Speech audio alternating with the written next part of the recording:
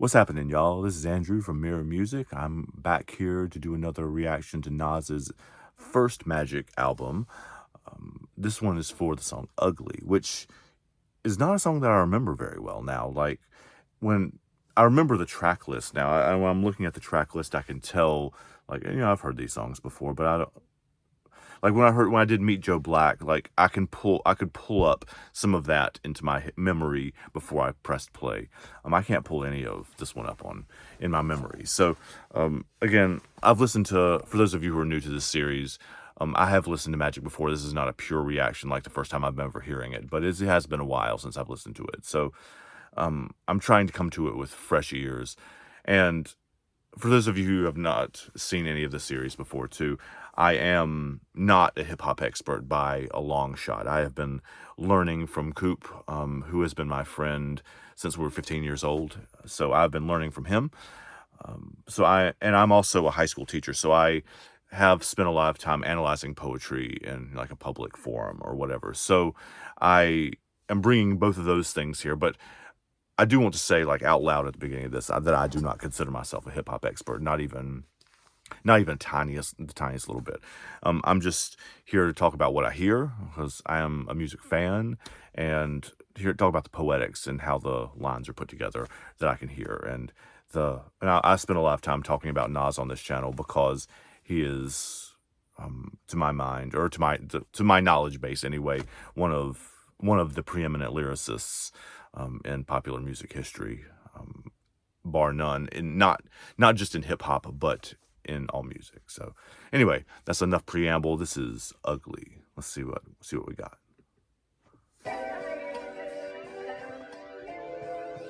That's an old school R&B kind of sample, right? It's like kind of something that would come from Marvin. He's like warped it a little bit too. It's just kind of fading in. You hear that? Tell me what song that is, please. The sample.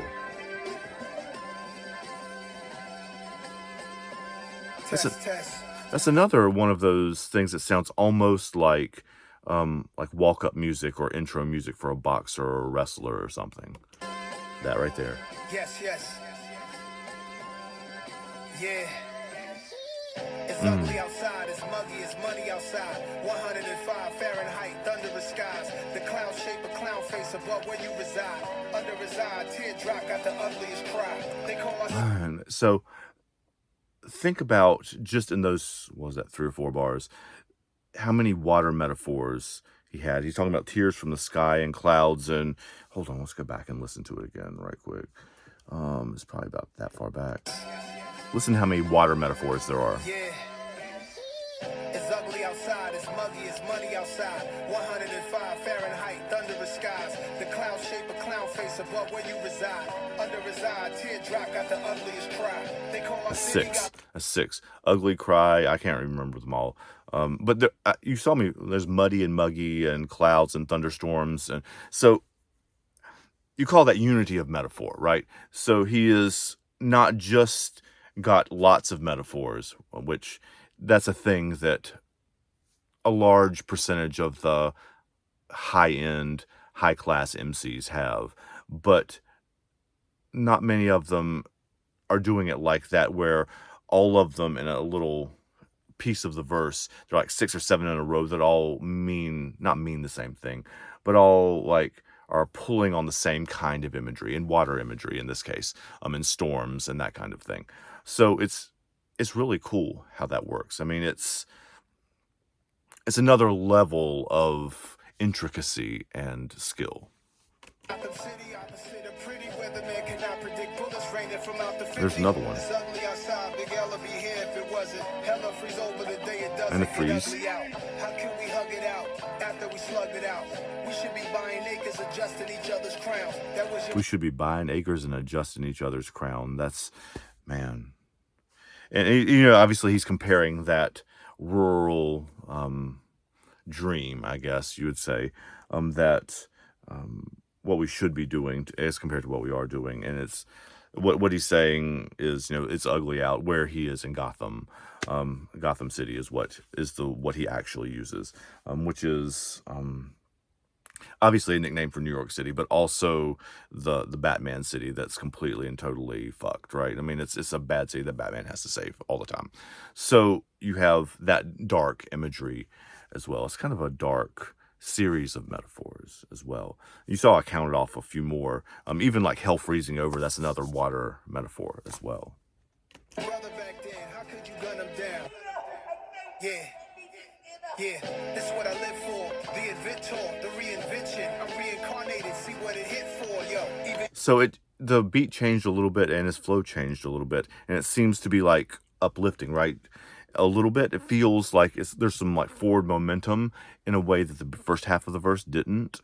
That was like the first part was like setting the scene, right? This is what I see, this and this and this. Is giving you the like the camera shot that you see at the beginning of the movie that kind of pans around the city or whatever, the establishing shot, I guess is what they call it. He does that at the beginning, and now he's talking about his place in there, and he's talking about himself being reincarnated and re-established, invigorated, right? He's coming. A lot of these metaphors actually in this album so far are about coming back to life, which makes sense, both for what he's doing on the Magic album and in this Hit Boy run, and like he's bringing life back to things that were once stagnant. Even the calm that comes after the storm in that kind of metaphor as well. your mentor could get you sinful, get you chipped off and miss a brick off. You hit a brick wall, damn big dog. Dove in that water and got hit with a cannonball. Ugly Christmas sweater. There's more. Dove in the water and got hit with a cannonball. And the metaphor obviously is about a real cannonball, like that you landed in the water and you died, right? But a cannonball is obviously like somebody jumping in the pool and making a big splash too, which is what he's doing here too. He's jumping in the pool and making a big splash. Party with no Santa Claus. Companies profit off of black trauma. That's ugly, man, ugly, just like Shanae and Wanda. So he is actually using, he takes the metaphor of being ugly to a different way, like the corporation is profiting off black trauma. That is twisted a little bit, right? He's because up to this point in the song, ugly is like what he sees around him, like the city blocks and the stuff that's going on in the city is ugly. I mean, that's basically what he's saying. And now he's talking about what's not happening on the streets that he describes at the beginning, but in the boardrooms, right? And that corporations are profiting off of people's trauma, off of, and people, and he's not talking about himself, but there are plenty of artists who capitalize on that trauma to make art, and not money for themselves, but money for people in suits. Been through shit, I've been through shit. Every day is an honor. It's ugly how Mercedes Moore lost her life to a stalker. I'm on office every day until I see the love. KD3 on the way, this just to feed the buzz. It's ugly, it's ugly. And he gives a shout out to the upcoming KD3 project at this point too. It's ugly, it's ugly. Shit's ugly, it's ugly. Yeah, it's ugly outside. They say beauty is in the eye of the beholder. So he actually comes back to the beginning of the first verse. He says it's ugly outside, which is this, I think, remind me, but I think it's the same way he starts the first verse too, right? So he is doing a poetic thing there where, I mean, it's parallel structure where you use the same kind of phrase or same phrase structure in consecutive lines, in this case, consecutive verses. So he's setting it up the same way, but then he is going to go in a different way with it. And beauty is in the eye of the beholder. So he's not just, when you're talking about things that are ugly, you also have to be talking about things that are beautiful, right? And because you can't really get into what ugliness is without talking about the opposite. You have to have both for the contrast. I see the envy getting closer through my optics. Knew I had vision before I seen an optometrist. I seen a whole lot of shit, never altered my confidence. I remember I paused this the first time I heard this song, and texted Coop while I was walking my dogs and said, did this dude just rhyme optometrist and confidence?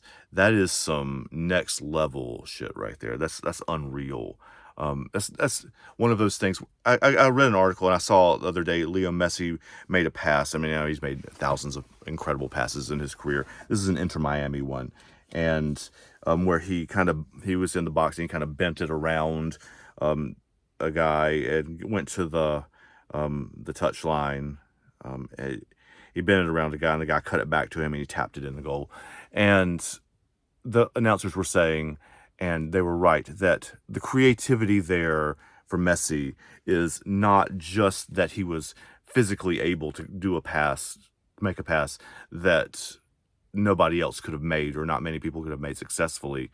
It's that he saw that it was a thing that could be done and when nobody else would ever even thought to attempt it, right? It's not just the physical skill of doing it, but it's also the ability to see the possibilities. And that's what Nas is doing right there. That's some master level shit that you see.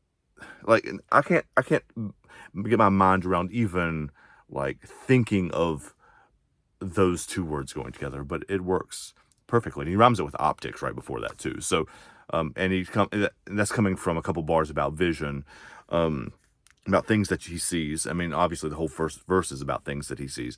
So it's you see how the metaphors are unifying, right? I mean, you have he's talking about things that he sees, and then he's talking about his optics and optics. It's just it all fits together in a way that you don't see in a whole lot of music. And consciousness, which is like your third eye, right? Popping back out on niggas, homie, I'm popping shit, kill 'em with no accomplices. Watching my rear view, the envy is obvious. It's ugly outside, it's grown men jealous outside. It's grown ass women that'll have you set up to die. You really not a stepper, nigga, just step to the side. While I two-step on the beat, watch a veteran slide. JMJ seen them coming, but she ain't hit the buzzer. Marvin Gaye, the young Dolph, we taking out our brothers. Distorted faces, solemn features, we kill each other. It's Mr. Ugly Man, Marlon Wayne's in a living color. It's ugly, it's ugly. It's ugly, it's ugly. Shit's ugly, it's ugly. Yeah, one time. It's ugly, it's ugly. It's ugly, it's ugly. And the echo is like almost from either side too. Oh, that makes sense too, because that beat is kind of warped, like not the beat itself, but the audio, like the sample part is kind of warped and stretched a little bit, which gives you ugly. It also goes like it's being played through water, which is part of the metaphor of the song too, right? So that's one of the many geniuses. Maybe it's just of Nas, or maybe it's the Nas Hit Boy pairing, or how all this stuff fits together, but even the sounds, not of his voice, but the sounds of the track, right? Like the beats are also giving you the same kind of metaphors, or implying the same kind of metaphors as the actual song.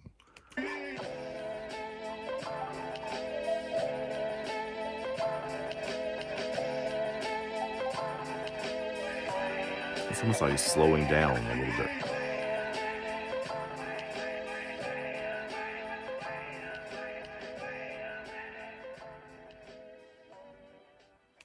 I love that song so much. Like, this one might be one of my favorite songs on this album, as I remember it anyway. Because I really do genuinely remember texting Coop as I was listening to this one. After having listened to the first Speechless and Meet Joe Black, and it's like, oh, this is a really good record. But this one was one of those, and I was like, oh. And I didn't really... That's one of the things that great poems do, or great art does, is that it reveals more to you the more you listen to it. The water metaphor stuff I didn't get the first time I listened to it, or the third time, or the fifth time, or whatever. Much of this that I've been talking about right in here is stuff that I've noticed as I've been listening to it this time. And that's the sign of a great artist, man, right? Like, it's each piece of art that you encounter, when it's great, should reveal more to the listener or the viewer or to the person interacting with it each time that you interact with it. And the deeper it is, the better crafted that it is, the more it reveals upon repeated interactions. And that's what this does. So hope that helps. Take care of yourselves, and I'll see y'all for the next one.